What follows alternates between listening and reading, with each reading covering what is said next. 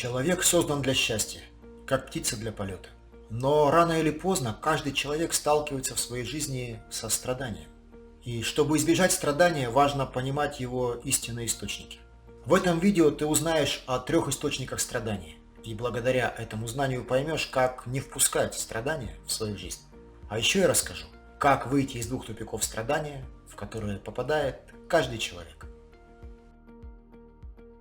Что такое страдание?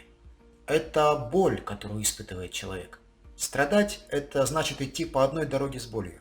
Конечно же, сейчас речь пойдет не о физической боли, а о внутренней или душевной боли, которая, впрочем, иногда бывает не менее сильной, чем физическая.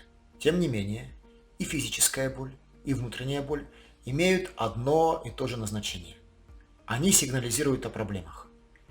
Физическая боль указывает на проблемы в физическом теле, боль локализует их место. Орган, который болит, нуждается в лечении и внимании. Внутренняя боль указывает на проблемы в твоем состоянии.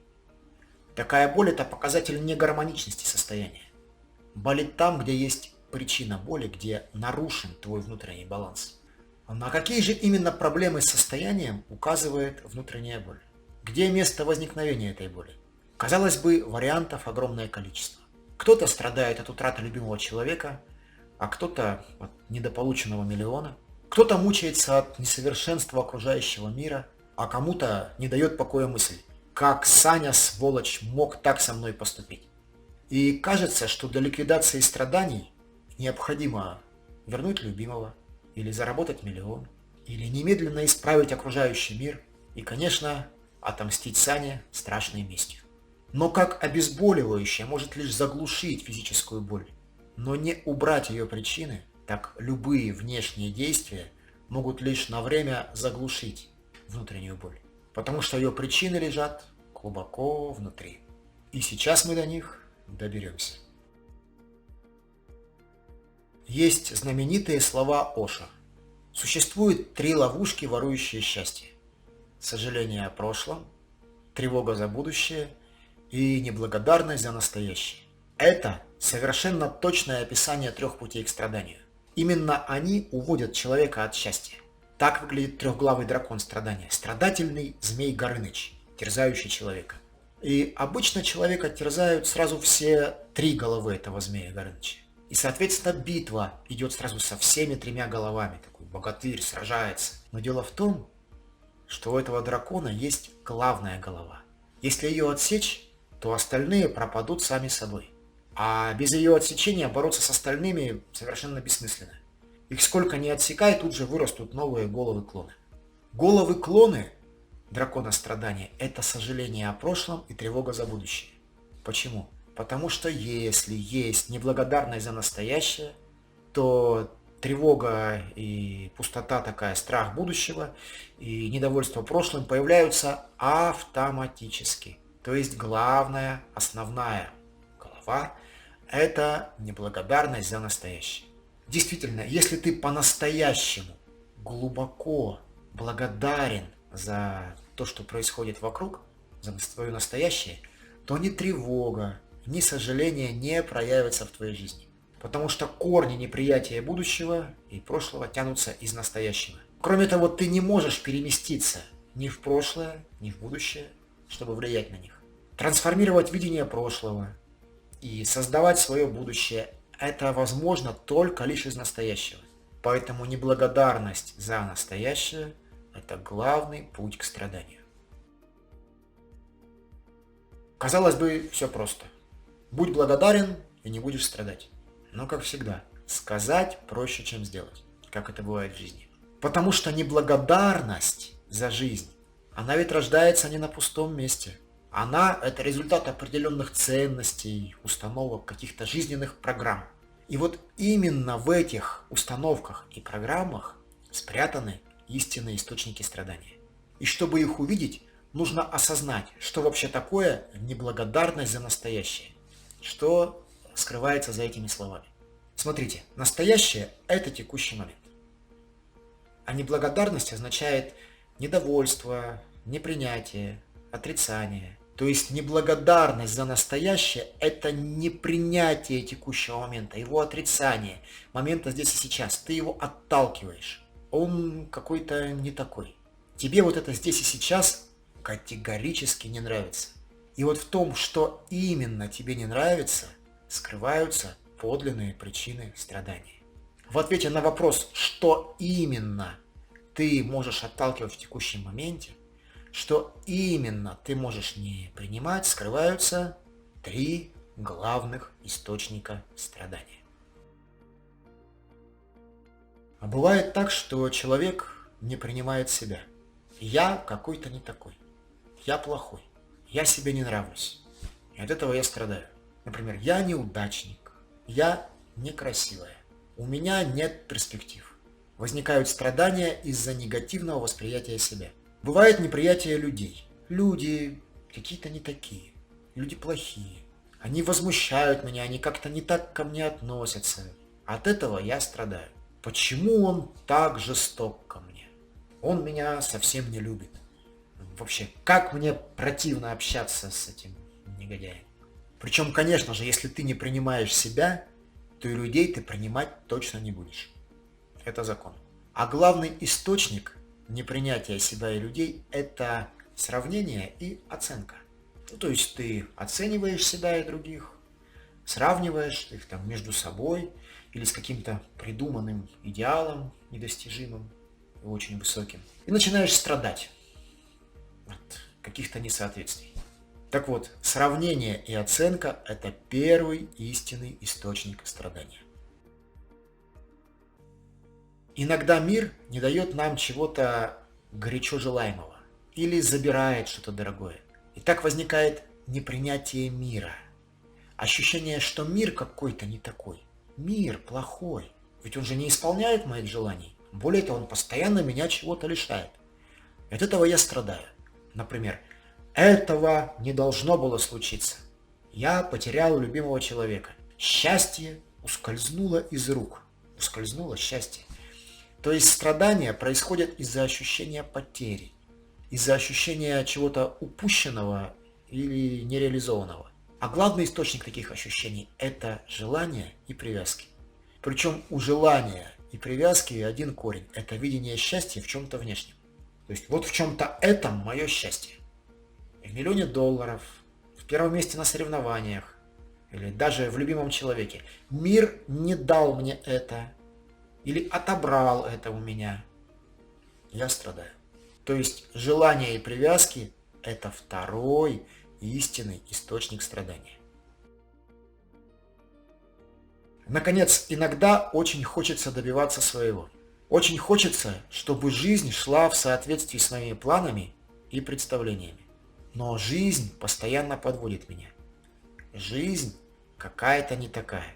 Она плохая. Постоянно происходит не то, чего я хочу. Я не могу добиться своих целей, мне приходится делать не те выборы, и вообще жизнь не имеет смысла и перспективы. От этого я страдаю. Это непринятие жизни. Почему все идет не по плану? Куда ни кинь, всюду клин. И вообще, все равно мы все умрем. Ощущение, что жизнь идет как-то не так. Цели не достигаются, и вообще существование бессмысленно. Это результат попытки контроля над жизнью. Контроля. Ты ожидаешь чего-то и пытаешься это получить. Ты пытаешься контролировать жизнь, чтобы твои планы, конечно же, исполнялись, мечты реализовывались, ты получал то, чего ждешь. А жизнь, она течет свободно, вольно, и ты ее точно не контролируешь. Она или он лучше знает, что тебе нужно. И вот именно то, что тебе на самом деле нужно, именно это ты от жизни и получаешь. И ожидание и контроль – это третий истинный источник страданий. Итак, вот 3 глубинные причины неблагодарности и 3 истинных источника страдания. Первое – сравнение и оценка.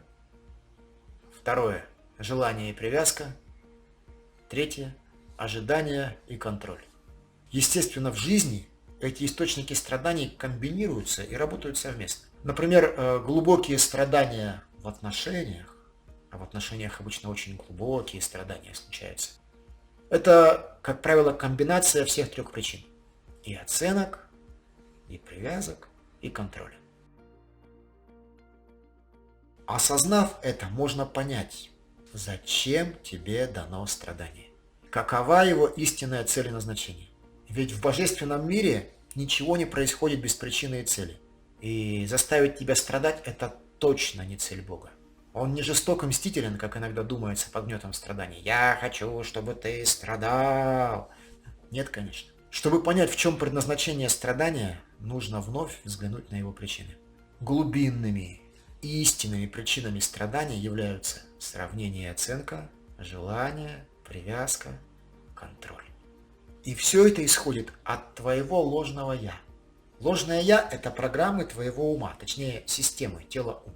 Ложное «я» возникает, когда твои тело и ум отделены от души и от духа и теряют с ними связь. Это твое ложное «я». Оно отталкивает и не принимает текущий момент. Оно его отталкивает, потому что текущий момент всегда истинен. Он истинен, он настоящий. И поэтому он диссонирует с фальшью ложного «я». Ложное «я» страдает от несоответствия реального мира окружающего своим программам, убеждениям о том, как должно быть. Оно страдает от несоответствия того, что есть, и того, что, по его мнению, должно быть. Это ложное «я», оно не позволяет тебе испытать полную радость жизни. Потому что если ты отрицаешь текущий момент, если ты всегда где-то, а не здесь и сейчас, значит ты на самом деле не живешь. Значит ничего по-настоящему еще и не испытывал в жизни, еще не жил. Ложное «я» – это состояние разделенности духа, души и тела. Ложное «я» – это взгляд на мир сквозь призму эгоизма, через страх, через недоверие. Ложное «я», наконец, это власть твоего ума над твоим сердцем. Подробнее про сущность ложного и истинного «я» смотри это видео. Так вот, цель страданий – это разрушить твое ложное «я». Разрушить его, потому что иногда только из руин становится видно небо. А так небо закрыто стенами и потолком. А когда все разрушено, вот оно, небо над тобой оказывается, а не потолок. Потому что из состояния ложного «я», из состояния разделенности и эгоизма невозможно перейти в единство с текущим моментом. Невозможно. Невозможно испытать подлинную благодарность к жизни. Поэтому страдания будут тем сильнее, чем прочнее твое ложное «я». При этом нет никакой особой духовности или возвышенности в страданиях и мучениях. Они сами по себе не делают тебя чище, выше и лучше. Вот иногда считается, что страдания возносят человека. Нет, это не так. Но страдание действительно может стать толчком к трансформации. И страдание может разрушать ложное «я». И именно в этом иногда видится такая привлекательность и светлая роль страданий. Но дальше все просто. Если страдания послужили толчком к твоей трансформации, то количество страданий в жизни будет уменьшаться. А если страдания не стали таким толчком, то страдания будут продолжаться. Сами по себе они не возвышают. Чтобы избавиться от страдания, нужно ликвидировать его причины. Но не внешние, видимые такие, лежащие на поверхности причины, а глубинные, настоящие. Резать к чертовой матери! Не дожидаясь перитонитов. Например, ты стремишься контролировать жизнь. У тебя есть четкий план, ясное видение, как оно все должно быть. И все вроде бы идет по плану, но только вот преследуют тебя неудачи с возлюбленными. Одна нашла человека, который ей больше подходит. Другая поставила в приоритет над отношениями карьеру. Третья вообще просто ушла по-английски, не попрощавшись. И ты страдаешь, думая, ну почему мне так не везет? Где же тот человек, где мой человек, которому мой план придется по душе, которому мое видение жизни придется по душе? А вопрос-то не в плане. План может быть сколько угодно хорош. Они просто убегают, чувствуя, как твой контроль, он лишает жизнь всякой живости. Лишает жизнь жизни. И они подсознательно, конечно, не хотят для себя такой судьбы, они хотят быть живыми. А ты страдаешь такой, потому что так же быть не должно. И если причины страданий – это сравнение, оценка, желание, привязка, контроль и ожидания, то жизнь без страданий – это жизнь в состоянии безоценочности, непривязанности, и доверия жизни, в состоянии потока, в принятии жизни такой, какая она есть. Потому что ты не страдаешь, когда ты истинный, а истинный ты, когда ты един со своим духом и душой. Душе ведь ей не нужны оценки, сравнения, душе не нужен контроль.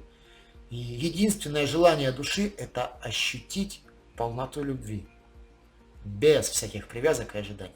Только обретение целостности со своей душой и духом прекращает страдания. Обретение целостности со своей душой и духом – это путь роста сознания. Это путь любви. Или духовный путь. Вот именно духовный путь или путь любви приносит истинное освобождение. Подробнее о том, что такое духовный путь, смотри это видео. Вообще количество страданий в жизни, оно тесно связано с твоим местоположением на линии полярности страх-любовь. Чего в твоей жизни больше? Любви или страха? Чем ближе ты находишься к полюсу страха, чем больше в твоей жизни страха, тем больше в твоей жизни страданий. Чем ближе к полюсу любви, тем меньше. Соответственно, движение от полюса страха к полюсу любви, оно освобождает от страданий. И вот в этот момент я прямо слышу вопрос: как же так? Ведь любовь приносит страдания. Нет. Подлинная любовь не приносит страданий. Страдания приносят не любовь, а тот страх, который возникает вместе с любовью. Страх потерять любовь. Потерять. И вытекающие из него попытки оценить, привязать, контролировать любовь. Вот это причиняет страдания, а не любовь. И, конечно же, единственный надежный способ избавиться от страданий – это духовный путь. Но духовный путь – это не отшельничество. Это не тайные практики какие-то, загадочные, доступные лишь избранным и посвященным. Духовный путь – это раскрытие любви и единства в себе и в мире. Духовный путь разворачивается в повседневной жизни. И, естественно, это раскрытие – это вопрос не одного дня, не одного года. И, как правило, даже не одного воплощения на Земле. Поэтому из нашей повседневной жизни страдание, оно не уходит мгновенно. Не уходит. И к этому нужно быть готовым. То есть страдание, оно все равно останется. И страдать, скорее всего, все равно иногда придется. Но важно отслеживать и осознавать истинные источники страдания в собственной жизни. Если вы их будете отслеживать, осознавать, тогда с ними можно работать, и количество страдания в жизни будет неуклонно уменьшаться.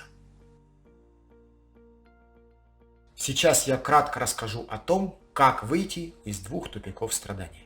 К сожалению, их практически невозможно избежать. В течение жизни в них все равно предстоит попасть, но из них важно уметь выходить. Иначе там, в этих тупиках, можно остаться навсегда и пропасть в них. Тупик страданий номер 1.